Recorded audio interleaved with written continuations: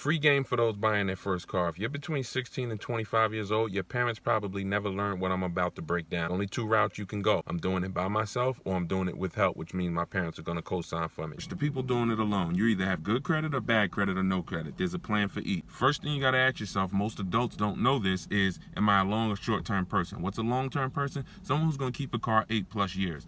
I would tell you, I spent 5 years with Mercedes, 5 years with General Motors. I very rarely saw someone between 18 and 25 keep a car 8+ years. So you want to automatically put yourself in a short-term category. Now, I don't teach people to buy cars when they're in a short-term category because they're typically taking out a 5 or 6 year loan with no intention to pay that loan off. But there's an exception. I talk about it in my book. It's called a starter car. Starter cars for people without the credit. I'll get back to that. Let's say you have the credit. As a short-term person, your goal, and most adults don't know this, should be to lease a car. Why do I say that? When you're first starting out, you want to keep your payments as low as possible, but you want to get the best car possible. How many parents I've heard say, I want to put my kid in the safest car possible, but my budget's $12,000. Hard to get a really safe car for $12,000 because they're usually 40, 50, 60,000 miles at that point, and you're lucky if you have a warranty. Why are these parents spending $12,000? Because that payment's about $250 over 5 years, and it's within their budget. The reason I'm telling you not to listen to your parents on this is because I don't think it's a good idea. I think a better idea is to say, hey, mom, dad, we can actually lease a car,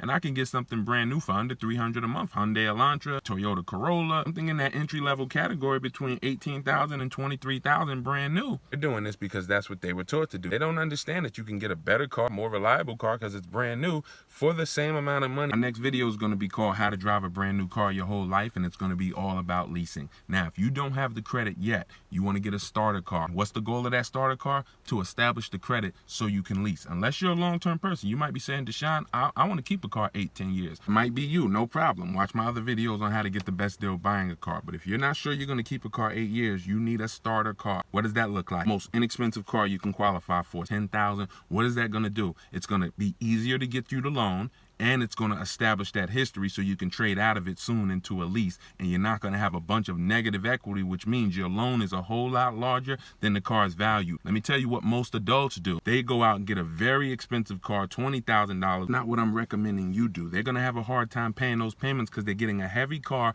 with a lot of interest. You go in with a plan of, I'm only keeping this car 18 months and I'm trading out of this into a brand new car in that time frame. The only difference if your parents are helping you is they make it much easier for you to get the approval, which means you don't have to really look at a starter car. Don't let your parents say, let's go out and get you this 5, 6, 7-year-old used car because we want to keep it around $12,000. What you should say is, mom, dad, I think we should look at leasing. Next video is how to drive a brand new car your whole life. Click the link in the bio, get a free copy of my book. I break all of this down.